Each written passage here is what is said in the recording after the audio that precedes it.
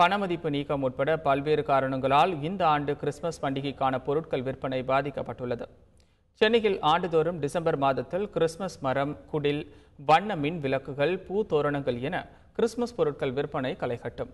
ஆனால் இந்த ஆண்டு வழக்கத்திற்கு மாறாக விற்பனை மந்தமாகவே உள்ளது. மத்திய அரசின் பணமதிப்பு நீக்க நடவடிக்கை, முன்னாள் முதலமைச்சர் ஜெயலலிதாவின் மறைவு, வார் புயலின் தாக்கம் காரணமாகவும் கிறிஸ்துமஸ் வியாபாரம் குறைந்துள்ளதாக வியாபாரிகள் தெரிவித்துள்ளனர். ஆனால் இல்லாத பண பிரச்சனை ரொம்ப கூட்டமே இல்லை, நெரிச்சல் இல்லை, ரொம்ப காலியாக இருக்குது.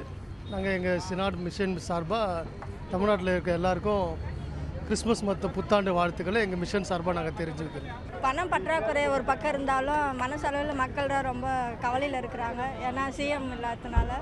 அம்மா இருந்திருந்தாங்கன்னா இந்த அளவுக்கு இருந்திருக்காது. மனசு அளவில் நாங்கள் ரொம்ப கஷ்டத்தில் இருக்கிறோம். கிறிஸ்மஸ் அவ்வளோவா நாங்கள் செலிப்ரேட் பண்ணலை இந்த வருஷம். நிறைய புவர் ஃபேமிலிக்கெலாம் ரொம்ப ஹெல்ப் பண்ணுவோம். இந்த அளவில் பணம் பற்றாக்குறையும் ஒரு பக்கம் இருந்தாலும் அம்மா இல்லாததுனால நாங்கள் ரொம்ப கஷ்டத்தில் இருக்கிறோம். இந்த வருஷம் நாங்கள் கிறிஸ்மஸ் செலிப்ரேட் பண்ணலை.